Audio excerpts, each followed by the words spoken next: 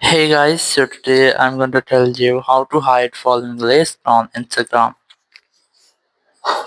If you are using Instagram and you want to hide your following list or follower list, let's see how you can do that. You have to simply open your Instagram app and here tap on the profile icon in the bottom right corner and you will go ahead to your profile, and from here you just have to select the option of three dots in the top right corner, and here you can see this following list of mine. And now I'm going to hide this, so I'll go back and here select the three dots, and from here you have a simple step. You just have to select account privacy and you will get a toggle to enable private mode. So you just have to enable this toggle.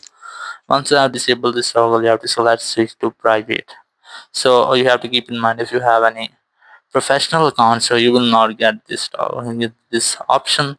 Once you have done, you just have to reload or refresh your page up to 3 or 4 times, and after that your setting will be enabled. Now no one can see your following list or follower list. So in this way you can easily hide your following list on or follower list on your Instagram. Thank you very much for watching the video. Until next video, bye bye.